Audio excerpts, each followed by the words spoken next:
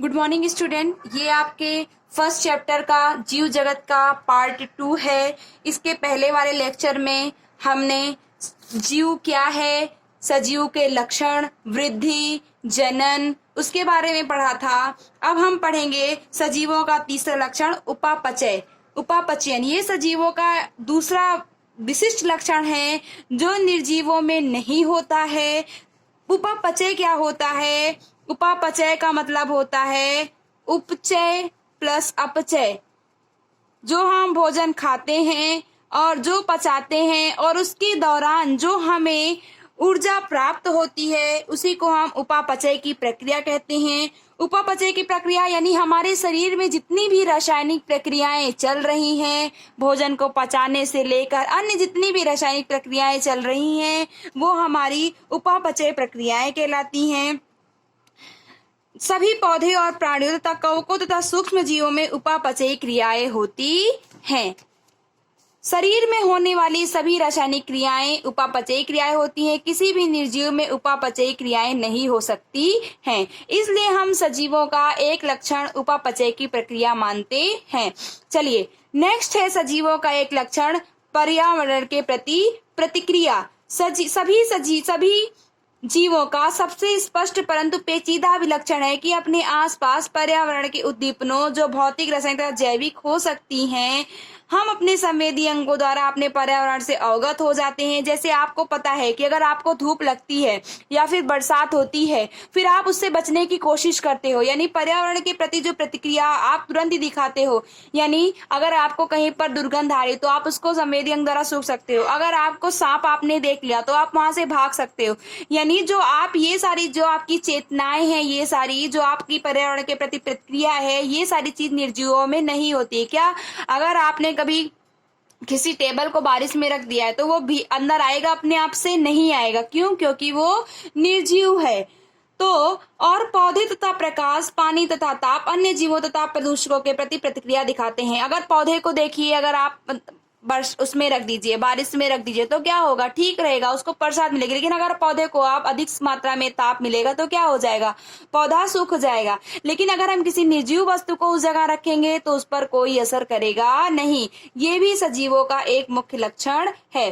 तो अभी हमने सजीवों के लक्षणों के बारे में पढ़ लिया है। अब हम अगला टॉपिक पढ़ेंगे जीव जगत में विविधता। विविधता मतलब भिन्नता। जीव जगत में भिन्नता यानी जीव जगत में आपने भिन्नता तो देखी ही होगी। कितने प्रकार के पौधे होते हैं, कितने प्रकार के कीड़े होते हैं, कितने प्रकार के पक्षी होते हैं, ठीक है ना। तो ये यही चीज जो है, जो हमें जगत में भिन्नता देखने को मिलती है, उसी को हम बोलते हैं जीव जगत में विविधता। जगत में विभिन्न प्रकार के जीवों को देखने को मिलता है। पौधे, कीट, पक्षी अथवा अन्य प्राणी व पौधे हो सकते हैं। बहुत से ऐसे जीव हैं जिन्हें हम अपनी आंखों से भी नहीं देख सकते हैं। यानी कुछ जीव ऐसे होते हैं, जैसे छोटे छोटे बैक्टीरिया हो गए, कवक हो गए, उनको देखने के लिए हमें सूक्ष्मदर्शी का प्रयोग करना पड़ता है। उन्हें हम अपनी आंखों से देख सकते नहीं है। अभी तक की वर्णित स्पीसीज यानी अभी तक जितनी प्रकार की जातियां हैं वो 1.7 मिलियन से 1.8 मिलियन तक है। यानी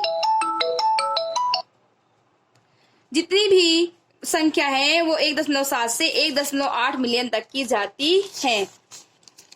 इसे ही हम जैव विविधता कहते हैं। जैव विविधता यानी जगत में जो हमें जीवों की विविधता देखने को मिल रही है। विविधता मतलब जो हमें भिन्न भिन्न प्रकार के पेड़ पौधे, पक्षी, जीव, कीट देखने को मिल रहे हैं, उसे को हम जैव विविधता कहते हैं। अर्थात पृथ्वी पर उपस्थित जीवों की संख्या तथा प्रकार कहते हैं। हम जैव विविधता को ये भी कह सकते हैं कि जीवों की कितनी संख्या है और जीवों के कितने प्रकार है, वही हमारी क्या होती है? जैव विविधता होती है।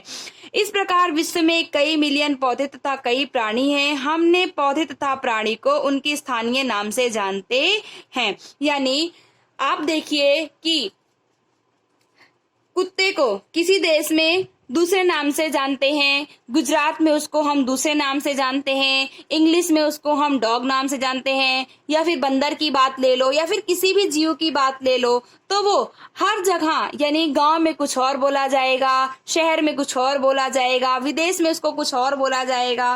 तो हर एक जीव का क्या होता है, अलग अलग नाम, अलग अलग स्थान के नाम से होता है। ये स्थानीय नाम एक देश के विभिन्न स्थान के अनुसार क्या होते हैं, बदलते रहते हैं। और यदि हमने कोई ऐसी विधि नहीं निकाली तो हमको किसी भी जीव के विषय में चर्चा करने में क्या होगी, भ्रमकारी स्थिति हो सकती है। यानी आपको पता है कि यूपी में बंदर को बंदर बोलते हैं, लेकिन गुजरात में बंदर को बांदरो बोलते हैं, इंग्लिश में बंदर को हम मंकी बोलते हैं। तो इससे क्या होगा कि विभिन्न विभिन्न स्थानों पर क्या होगा, नाम के लिए क्या होगी, हमको भ्रमकारी स्थिति होगी कि क्या वही है। तो इसीलिए प्रत्येक जीव का एक मानक नाम दिया गया, जिससे वह उसी नाम से सारे विश्व में जाना जाता है। नाम देने की इस पद्धति को हम नाम पद्धति कहते हैं। इसीलिए सभी जीवों का, जैसे मानव का आपने वैज्ञानिक नाम होमो सैपियंस सुना, तो भले भी मानव का किसी भी जगह मानव को कुछ भी कहा जाता है, ह्यूमन कहा जाता है, मानव कहा जाता है, लेकिन मानव का एक वैज्ञानिक नाम होमो सैपियंस है। जैसे आम को गुजरात में कैरी बोलते हैं, यूपी में आम बोलते हैं, इंग्लिश में मैंगो बोलते हैं, लेकिन उनका वैज्ञानिक नाम क्या है, मैंगीफेरा इंडिका। तो मैंजीफेरा इंडिका, तो हम उनका वैज्ञानिक नाम इसलिए दिए ताकि हमको कोई भी भ्रमकारी स्थिति ना पैदा हो। चलिए, यह नाम किस जीव का है इसे ही पहचानना कहते हैं। यानी हमको तुरंत पता चल गया कि मैंजीफेरा इंडिका अगर है तो वो आम होगा, क्योंकि क्या है, हमको पता चल गया कि वो आम है। तो यानी सभी चीजों का एक मानक नाम, एक वैज्ञानिक नाम बनाया गया। इसीलिए इस अध्ययन को सरल करने के लिए वैज्ञानिकों ने वैज्ञानिक नाम देने की प्रक्रिया बनाई। इस प्रक्रिया को विश्व के सभी जीवों और वैज्ञानिकों द्वारा स्वीकार कर दिया गया। International code of botanical nomenclature के अंतर्गत पौधों का वैज्ञानिक नाम दिया जाता है। इसी प्रकार से international code of zoological nomenclature के अंतर्गत सभी जीवों का वैज्ञानिक नाम दिया जाता है। वैज्ञानिक नाम यह है कि प्रत्येक जीवों का नाम एक ही है। चलिए, इसके आगे हम पढ़ते हैं कि आपको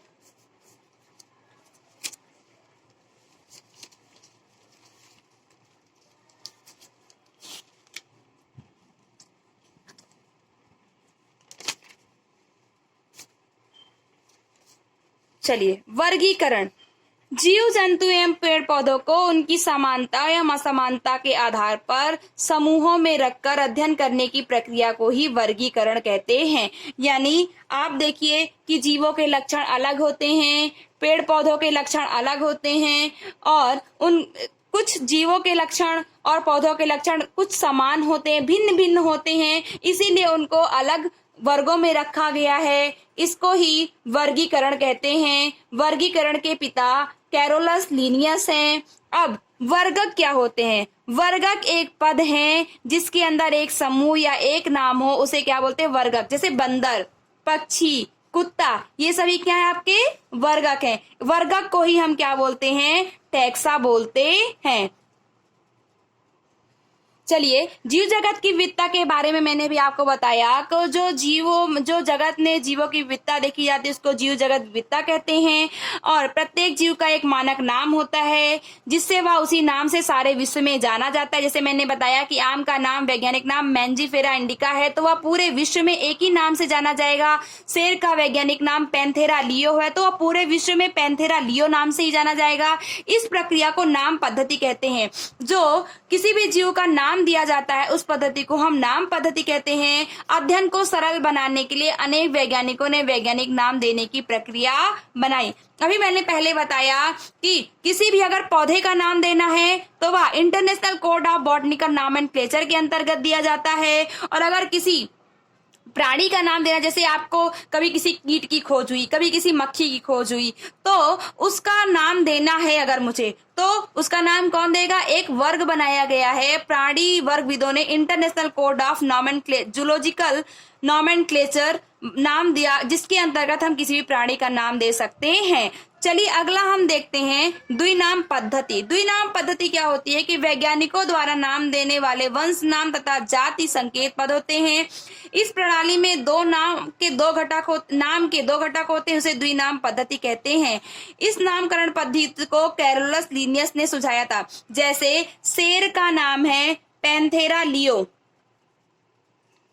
शेर का नाम है पैंथेरा लियो, तो दो नाम पद्धति यानी पैंथेरा अलग लियो अलग, नाम एक ही है लेकिन इसको हम बोलते हैं वंश नाम, इसको हम बोलते हैं जाति का नाम। तो यहाँ पर इसी को हम द्विनाम पद्धति कहते हैं। आपने देखा कि पहला वाला नाम वंश का और दूसरा वाला नाम जाति का, दो चीजें हुई तो इसको हम द्विनाम पद्धति कहते हैं।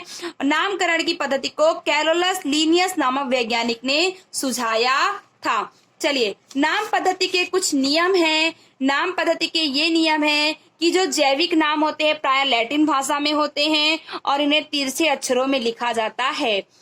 इन्हें लैटिकरण अथवा लैटिन भाषा में व्युत्पन्न समझा जाता है। तो आपको बस इतना ध्यान रखना है कि इन्हें तिरछे अक्षरों में लिखा जाता है और इनके नाम लिखने के समय हम इसको अंडरलाइन भी कर सकते हैं। इनके नीचे जैसे मैंने लिखा है मैंजीफेरा इंडिका, तो मैंजीफेरा इंडिका के नीचे हम लाइन भी कर सकते हैं। जैविक नाम से पहला शब्द वंश नाम होता है और जबकि दूसरा शब्द जाति संकेत का होता है। यानी अगर आम का वैज्ञानिक नाम है मैंजीफेरा इंडिका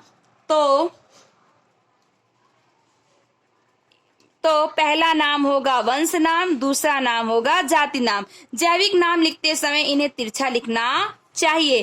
पहला अक्षर जो वंश बताता है वह बड़े अक्षर में लिखा होना चाहिए जबकि जाति का अक्षर छोटा होना चाहिए। देखिए चौथा नियम क्या है कि पहला अक्षर जो वंश बताता है यानी जो वंश का नाम है तो वो कैसा होना चाहिए, कैपिटल लेटर में, और जो जाति का नाम है वो स्मॉल लेटर में लिखा होना चाहिए। चलिए आज के लिए बस इतना ही। थैंक यू बच्चों। इसके बारे में हम नेक्स्ट वीडियो में बात करेंगे, इसके आगे के बारे में।